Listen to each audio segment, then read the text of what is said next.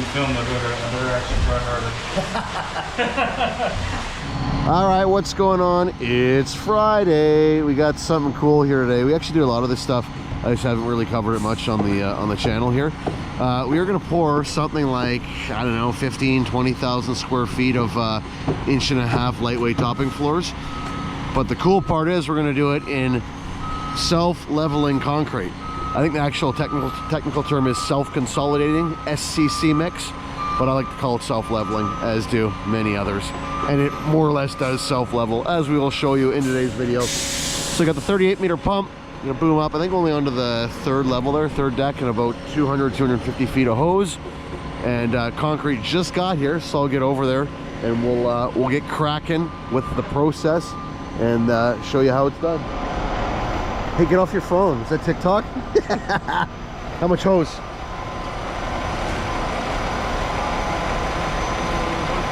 140. 140.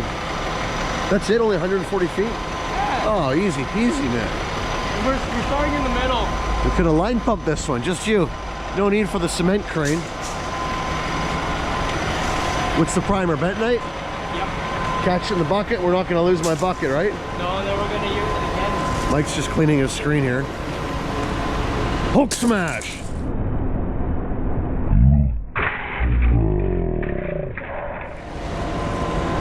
I like your technique.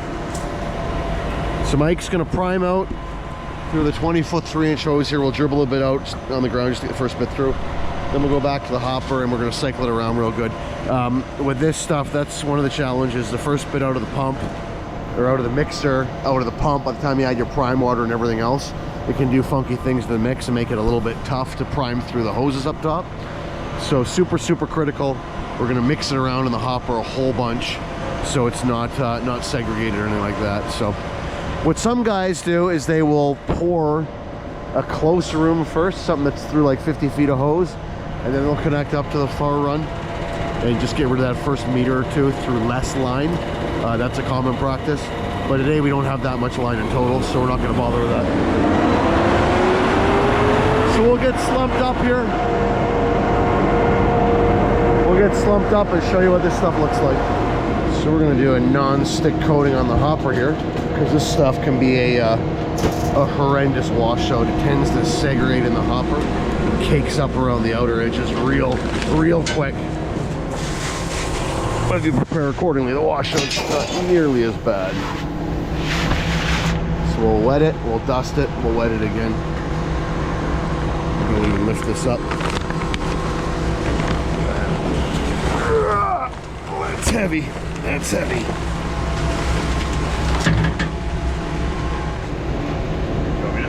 I'll do it. Oh, here.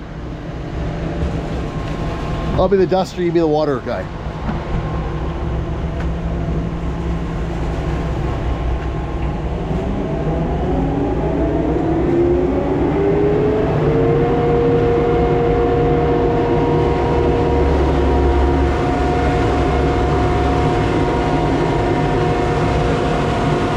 Okay, wet it. So we'll dust it once, wet it down, dust it again. Maybe I'll do it.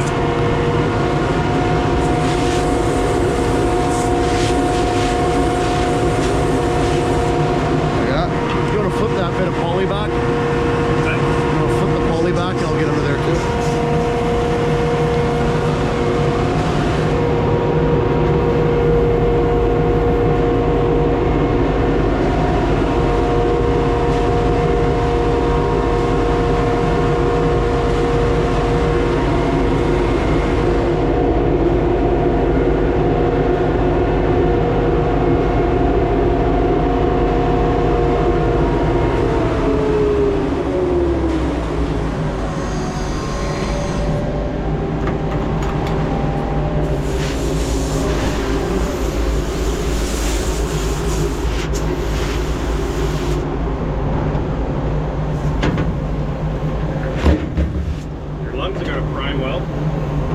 Well, I'm pretty sure it doesn't cause cancer. It's just mud, it's just dirt.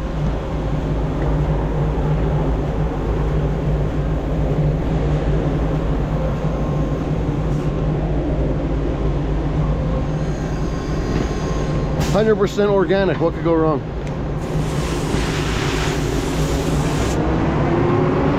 out. Now we got a nice layer of mud around the whole hopper. When we go to wash out, we'll have some segregation, some buildup. Smack it with a bar, it'll all fall out. For about a year straight back in the day, I was the Agilia guy. I did this stuff like 2-3 days a week. So I got relatively efficient at washing out. My washouts started out being absolutely terrible, and I started doing this, and even a bucket of, even this pea gravel work, pea gravel under the S tube, helps immensely come washout time. If you don't do any of that stuff and you have a long day with this stuff, the washout is terrible, because yes, it flows and it looks nice and wet, but it's like a, I don't know, 45, 50 MPa concrete, because the rock is so small it clings to everything. We are ready for battle. So you'll see it's quite a process for them to get this stuff slumped up. They've got chemicals to loosen it up. They got chemicals to thicken it up. The key is to get it loose enough that it'll flow and self-level when they hit it with the tools, but not so loose that it segregates in the pump and or segregates when they lay down on the floor. It's a bit of a science to this.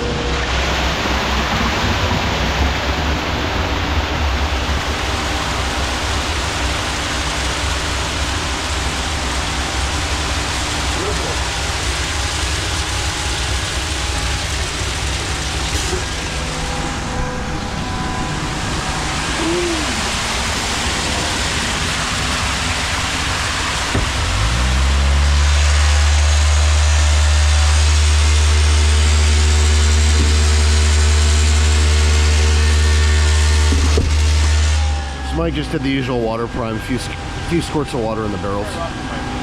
And we'll put this through. Check for air coming out of the hose. Yeah, we got air. See, it kind of blows the rocks even. Here, I'll show you better.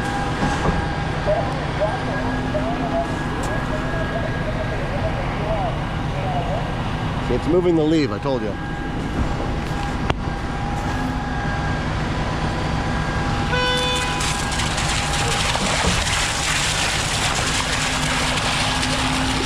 Cut that off, we'll go back to the hopper now and cycle this around. See how much that's right out on the prime though? The joys of a chemical slump.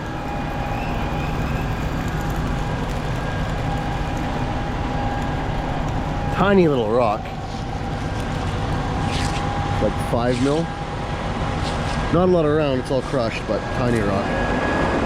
Alright, here we are. We'll do the entire floor here today. It's gotta be about 15,000.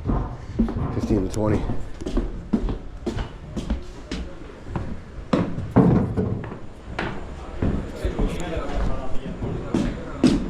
Sir?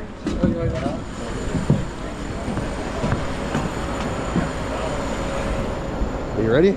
Ready. Beautiful. No, swing a little bit. Yeah. There. Now he's in the middle of the door. That's good. Where's the primary in? You already threw it in? Yeah. Oh, what was it? A bucket of bentonite? Yeah. If we had seen that, it would have been a bucket of bentonite I would have seen. I have a bucket on the end there. You're gonna catch it, and you're not gonna lose my bucket, right? Because you're very dear to me. You have a hole, so we'll Buckets tend to go missing from our yard, and they're like $9 a piece now at Home Depot. So. Yeah, no, fuck that. Save everything. Everything.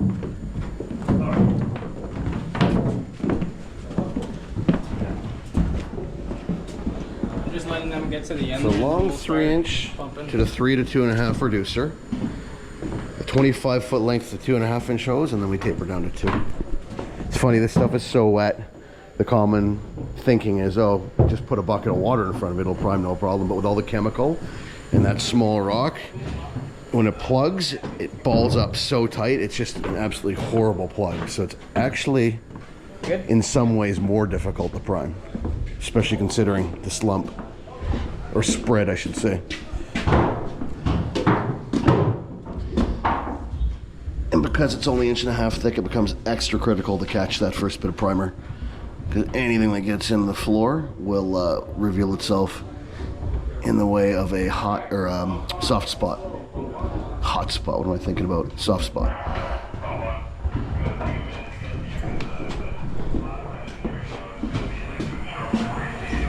Michael primed this through super slow. The air cuff. It sounds just like that. Does that sound like the air cuff? Yeah, right? You didn't bring mortar mix, eh? No. I was gonna bring you a bag. Yeah, I would have used it. I know, you put it right in the floor, right? Yeah. Uncle Jeff would be so proud. Well, we don't have Buster plugs over here, you know? No, we don't. Buster Plugs went back to Texas.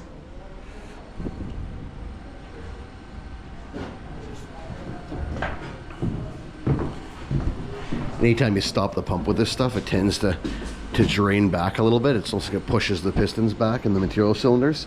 So when you go to start pumping again, there's always a bit of a void, a bit of a delay, which is what we got right here. There we go.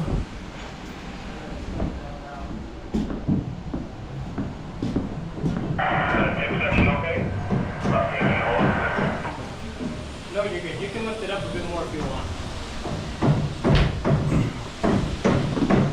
Can't miss the prime, can't miss the prime, can't miss the prime.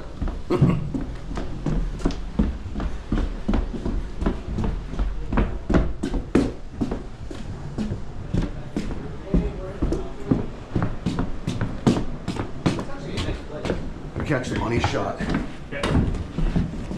Unless it plugs and there is no money shot. I'll be the guy who takes the bucket away.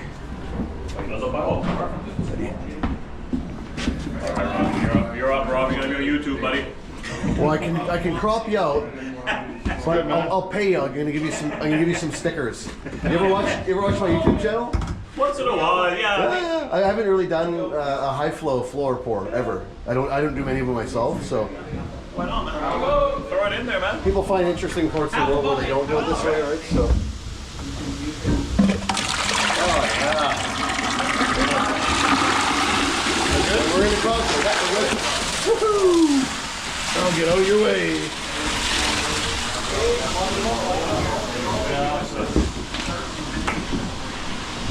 First bit's always a little bit rocky.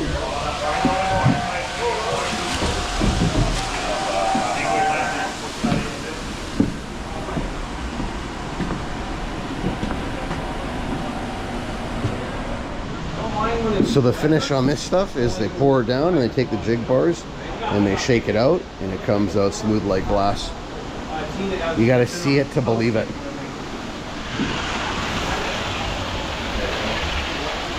Good slump or what? What do you think? Perfect.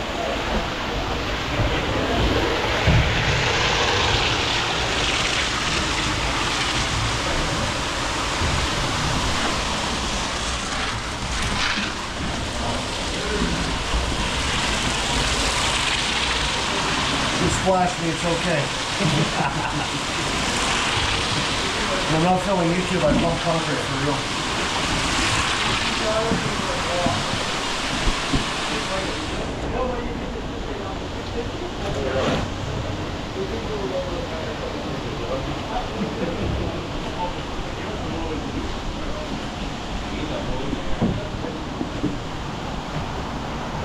Back me up, please. Right.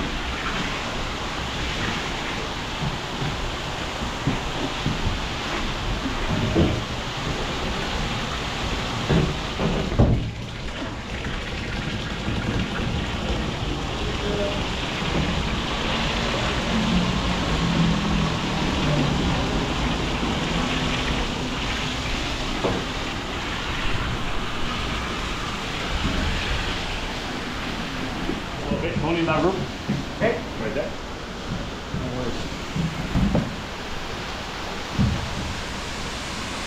Are you filming out here? Correct.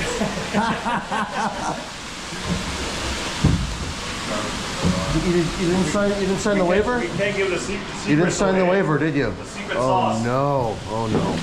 I'm out. Oh no.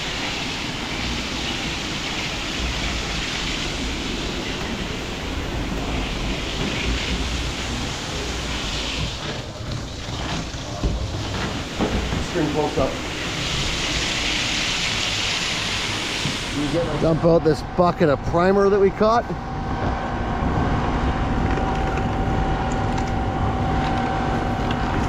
If you're real cheap, you could actually catch that and reuse it days later. It's bent night, it never sets up.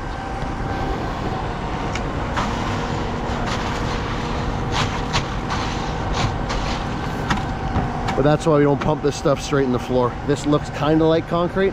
It's got a good amount of bentonite contamination and it'll never set up. It'll just stay like mud. Definitely can't reiterate this enough. Do not pump bentonite primer straight into the pour area, ever. Okay, here we go. We've taken the hose off, drained it, but with this stuff, it's such high MPa, high cement content, it skins the hoses over real quick. So rather than leave them laying up here and have them down below in an hour and try and wash them then, got a trick here. Ready for the trick? Sure. Take the hose end, dunk it in the water. Here, I'll narrate, you do it. Give her a dunk, beautiful, good then clean. Do the same thing with the other end. Oh, you give it a rub? Little rub, yeah. Same thing with the other end, yep. Little rub a dub. Beautiful. Take the other end and we'll hold it.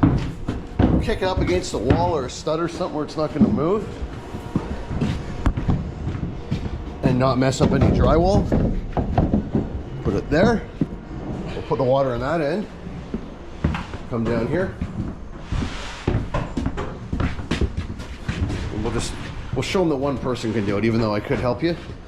But this show it is doable with one person. The one-man show. How much am I pouring? Not much, that's the thing. It doesn't take much, just a little splash. In the hose, right? Yeah, in the hose is always good. A little more. Pretty good, yeah. Okay. Now just do the quick roll. Here we go. Quick roll to flush it. Beautiful. And we have clean hose. Whatever water is on the plywood here, by the time we get back here and we're pouring this area, that is all soaked in. So it's a perfect way of doing it. Every time we do these pours, bring up a bucket of water. And there's enough here to clean out probably 8 hoses, 200 feet of hose. And now we can just keep on pouring, and when we do get a break and it's convenient, we can take our hoses down and they are all clean. What do we do with the clamp? Oh, give the clamp a little rinse too.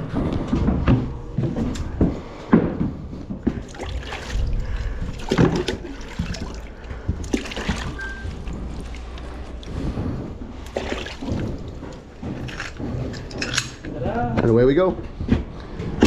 Easiest way to do it for this stuff. So there we go, all jigged out. So they call those things jigger bars. Jigga to shake it out.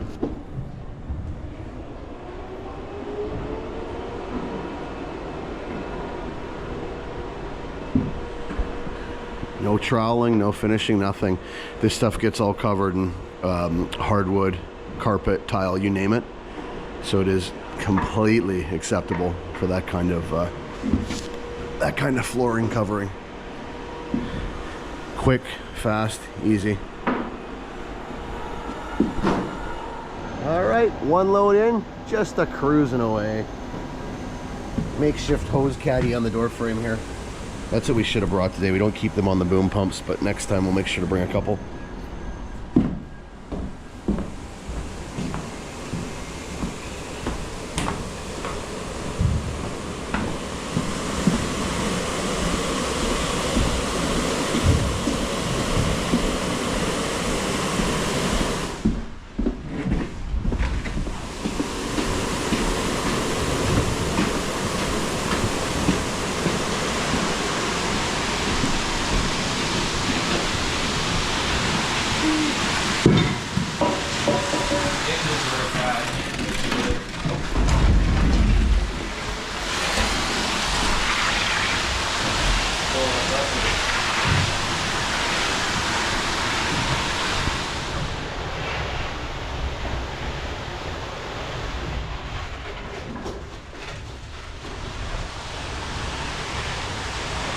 Money shot right here. This is the one. The one I've been waiting for. Being filmed, another action try harder.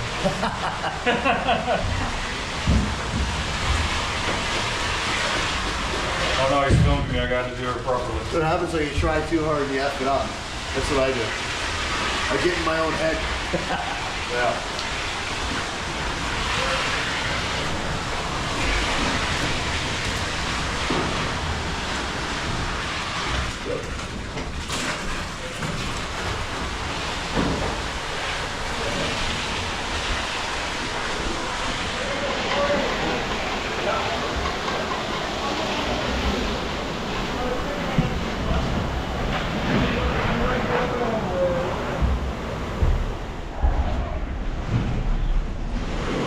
You see now what they're actually doing is they're going to pre-wet the plywood. Just like so. Beautiful. Yeah.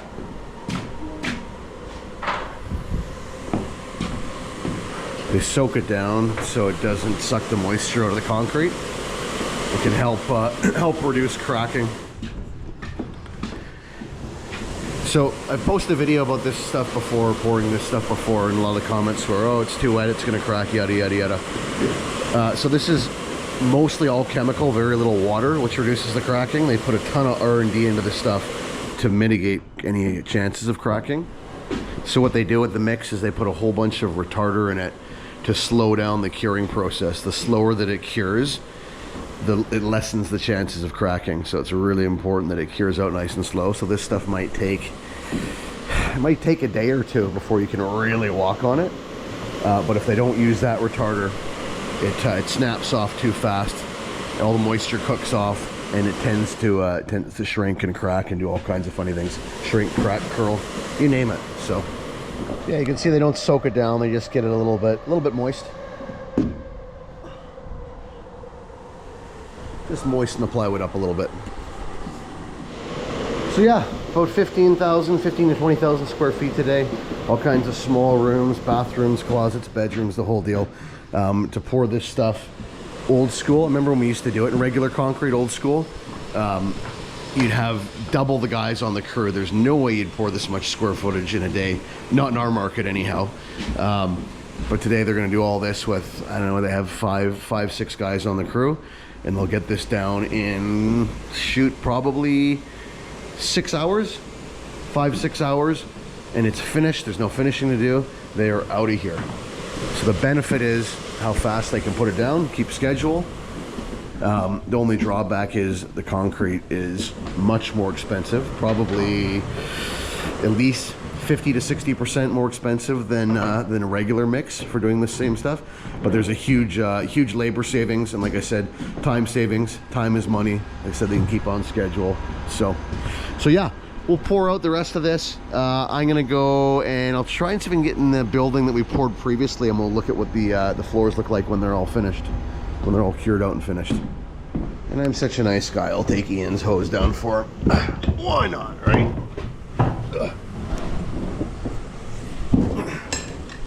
Alright, so here we go. Finished, cured out.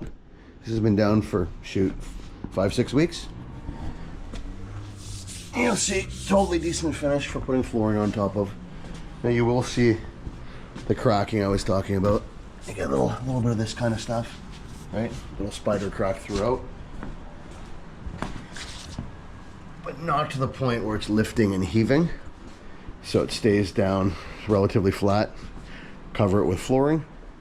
Good to go. No, not as nice as old school troweled concrete. Definitely not. But for all intents and purposes, gets the job done quick and efficient. So just for fun here, what we're going to do with this concrete, they don't do a regular slump test. What they do is they call it a spread test. So they take a certain amount, a predetermined amount of concrete, dump it on a flat board.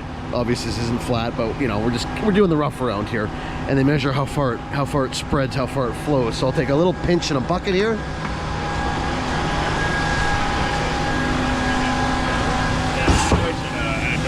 Can I rob a shovelful?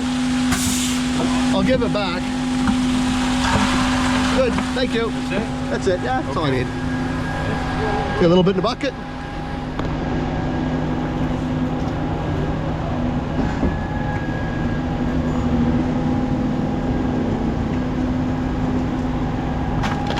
And they dump it, and they see how far it spreads. And as you can see, it spreads a lot. Totally on level ground, totally bent, warped piece of plastic. So this is just to give you the rough idea. But yeah, spread test. And I believe for doing flat work like this, 600 mil is kind of the standard spread. So I believe that is with the regular slump cone amount of concrete. I believe, I could be wrong in saying that. And so 600 mil is what, like 24 inches, so it would spread 2 feet. So yeah, this stuff definitely flows.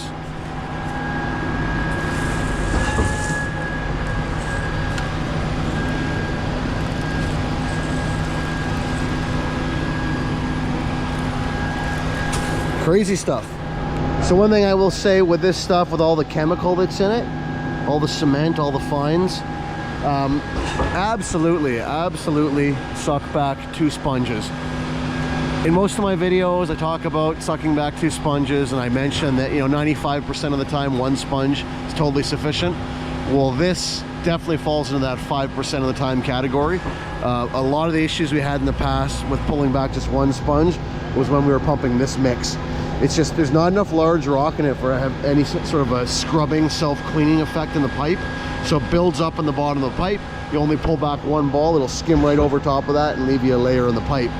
What is even better, if you have a pump that does not have tight radius 90 elbows on it, like this pump does have a couple unfortunately, will be to pull back a Go Devil, because it's nice and hard, it'll scrape those pipes clean. But at the very minimum, sponge, tons of water, second sponge, always when pouring this mix.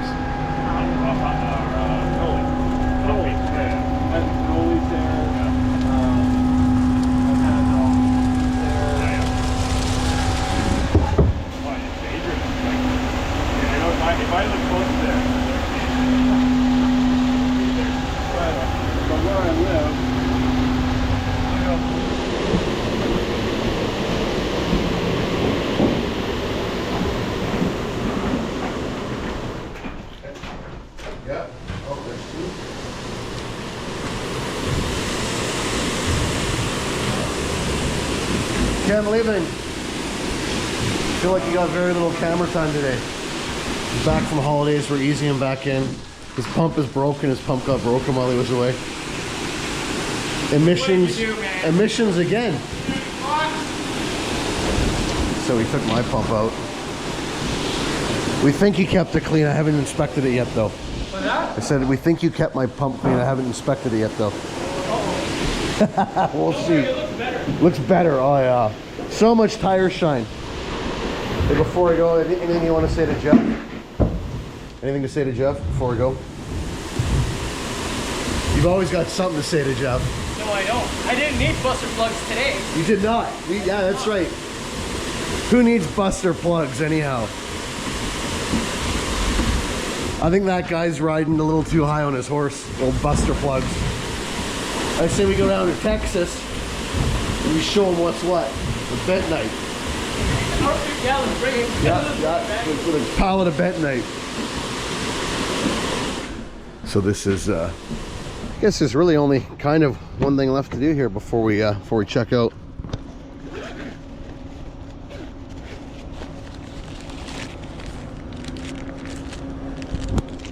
It's sticker time. Before I go, thank you for starring in today's edition of Canadian Concrete Pumper. There's a bunch of stickers. One thing with this stuff, even though it's super wet to look at, you'd be surprised how relatively high the pumping pressure is. We're just trickling along here.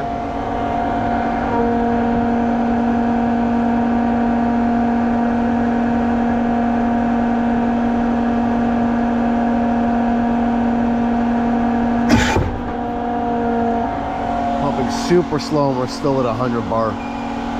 So this stuff can be deceiving. The pressures are higher. It's amazing the amount of fuel that we burn through pumping this stuff. So it's not like something you would go and price cheap because the concrete's really wet and seemingly easy on the equipment, because it's actually not. Look at all the chemicals here to get this stuff right. It's like a full laboratory kit.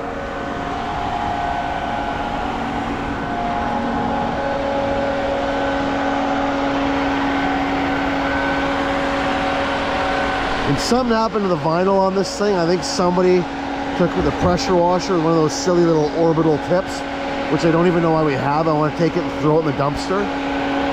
They just shoot out the vinyl. Horrible.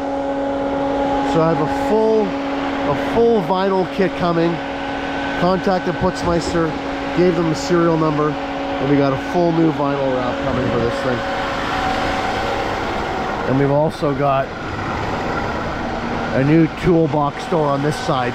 Twice this has happened. The factory piece continues around here. The door gets shut and the clip, the wire gets pinched. It doesn't shut all the way. The door flips up when you're driving. This point sticks up and it gets bent, gets trashed. So we have a new door coming with the proper decals that move the 38.5 to this area. There was a bit of an error on the reprint for this one the first time we fixed it. And yeah, she'll be looking good. This side's not as bad. There's still a few scabbies, but man, I hate that. You guys just take the pressure washer and instead of using a brush and soap, I'll just hold it really, really close to the vinyl and you get all this kind of crap. So anyhow, she's getting it re-vinyled. Good as new, right? Something like that. And these guys are awesome to work with. Worked with them over the years. They did a great job. Excellent people. If you're in the greater Vancouver area and you need concrete done, residential, light commercial, these guys do a really good job. Good people. All right, so I think that's where we'll end things off today, but we are just humming along. We got a truck on the pump, got a truck slumping up, waiting to get on the pump. Perfection. Got a good placing for here. These guys are hammering it down. It's making for a pretty good little Friday. Anyhow, here it goes. Till next time, keep on pumping. Over and out.